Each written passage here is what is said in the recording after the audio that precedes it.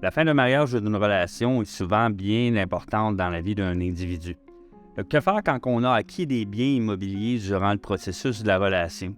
Donc, dans cette vidéo aujourd'hui, on va vous parler en fin de compte de qu'est-ce qu'on doit faire, qu'est-ce qu'on doit planifier et comment vous entourer également.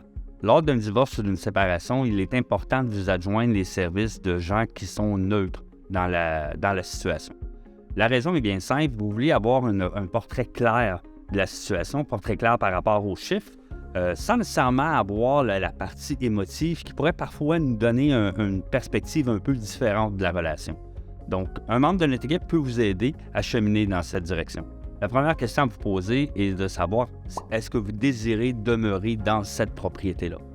Je peux comprendre que le processus de séparation va amener plusieurs bouleversements, mais on doit prendre ici une décision qui est selon vos capacités financières et votre capacité émotive également à vouloir demeurer dans cette propriété-là ou tout simplement tourner la page et commencer un nouveau chapitre de votre vie. Vous êtes la seule personne qui peut prendre cette décision-là. Par rapport à votre capacité financière, c'est sûr, et par rapport à quel est votre plan de match pour la prochaine année, le prochain 3 ans, le prochain 5 ans. Souvent, c'est une décision qui a des répercussions financières quand même assez importantes. Donc, c'est important de pouvoir tout simplement s'asseoir à tête reposée et faire un peu la question des pour et des contre. Puis par la suite, ça pourra mettre un peu plus d'éclairage au niveau de votre décision. Il y a 4 options possibles qui se dressent devant vous. La première option, c'est, en fin de compte, d'acheter la propriété. Deuxième option serait de vendre la propriété à votre conjoint.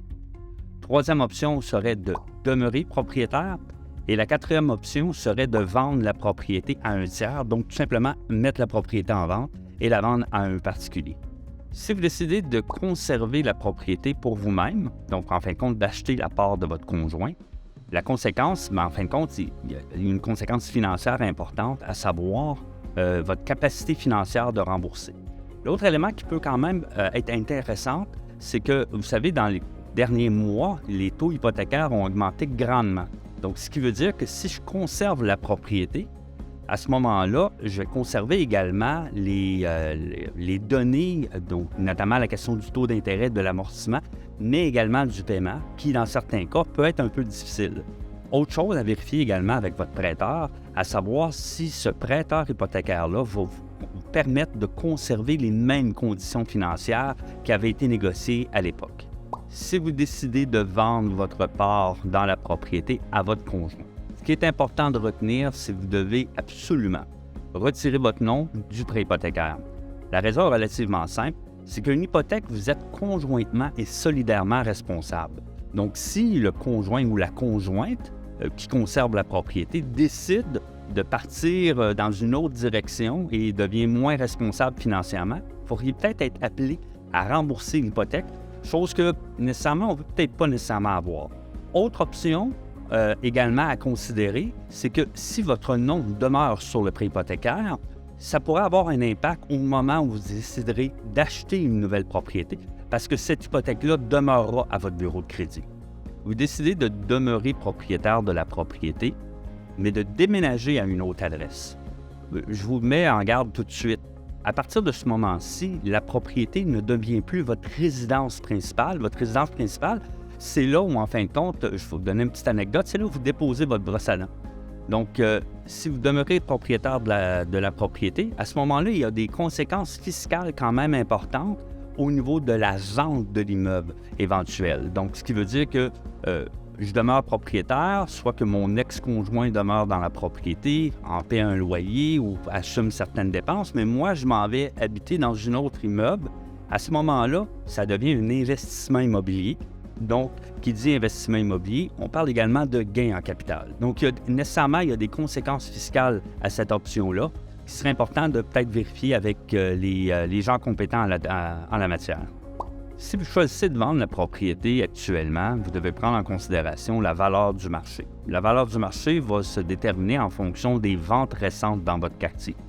Donc, une fois la propriété vendue, vous irez nécessairement signer l'acte de vente au notaire et il y aura partage des profits. À ce moment-là, on vient de mettre un terme à la transaction immobilière. Partez de chacun de votre côté avec le montant d'argent que vous avez été en mesure d'économiser au fil des années. On sait très bien que quand il y a un processus de séparation ou de divorce, les émotions sont à fleur de peau et ça, je vous comprends entièrement de ce côté-là. Par contre, on doit prendre en considération que là, on est dans une transaction immobilière. Il faut mettre peut-être nos émotions un peu de côté. Je le sais que ça peut paraître difficile là, pour certaines situations, mais ce que vous désirez faire par-dessus tout, c'est d'avoir une bonne transaction immobilière et maximiser la valeur de votre bien immobilier. Donc, au niveau de la présentation de l'immeuble, je pense qu'on en a parlé dans d'autres vidéos que vous pourrez consulter, mais tout le processus de négociation doit se faire de manière le plus agréable possible avec l'acheteur éventuel parce que c'est cette personne-là qu'on veut nécessairement qui acquiert notre bien, mais également en maximiser notre valeur. Donc, ne pas retarder nécessairement les délais de réponse et bien collaborer avec le notaire au niveau de la transaction, avec votre courtier immobilier. Tout ça, ça fait une équipe. Tous ces gens-là font une équipe nécessairement qui vont vous permettre d'atteindre votre but, de vendre la propriété au meilleur prix possible. La transaction immobilière est conclue maintenant. Donc, vous avez l'argent dans vos mains ou dans votre compte bancaire. Maintenant, il reste à déterminer quels sont vos besoins. Où vous désirez vous loger. Donc, il y a deux options qui s'offrent à vous. En fin de compte, il y a plus que deux options, mais les deux options, les principaux. Vous pouvez aller vers le marché locatif ou vous pouvez aller vers le marché immobilier. C'est sûr qu'avec mon bagage d'expérience, je vais toujours prioriser la partie acquisition versus la partie location. J'ai des amis qui sont passés dans le processus de séparation, souvent plus ou moins amochés, peut-être plus émotivement que financièrement, puis se retrouvent dans des situations temporaires, mais le temporaire va durer 3 ans, 4 ans, 5 ans, donc qui devient extrêmement coûteux si on demeure locataire. D'un côté de l'acquisition d'un immeuble, bien, souvent pour le même prix ou un prix similaire à ce qu'on paierait pour un appartement locatif, on peut avoir quelque chose de quand même très bien. Et pour ceux là, qui sont peut-être un peu moins adeptes de l'entretien extérieur et tout ça, il y a toujours des options qui sont disponibles, soit une maison-jardin avec un petit terrain, avec un entretien minimum qui pourrait vous permettre, en fin de compte, de pallier au fait d'aller vers le marché locatif. Donc, avec le montant d'argent que vous avez en main, vos revenus de votre emploi, on pourra déterminer votre capacité financière et vous guider dans les prochaines étapes. Si vous vous retrouvez dans cette situation-là, n'hésitez pas à communiquer avec nous directement. Abonnez-vous à notre chaîne YouTube dans laquelle vous allez avoir accès à des dizaines de vidéos en lien avec l'immobilier. Et nous avons également un lien qui donne accès aux rapports sur les divorces, mais également à des dizaines de rapports qu'on a créés en lien avec l'immobilier. Au plaisir de vous lire, au plaisir de vous écouter, au plaisir de vous accompagner. À bientôt.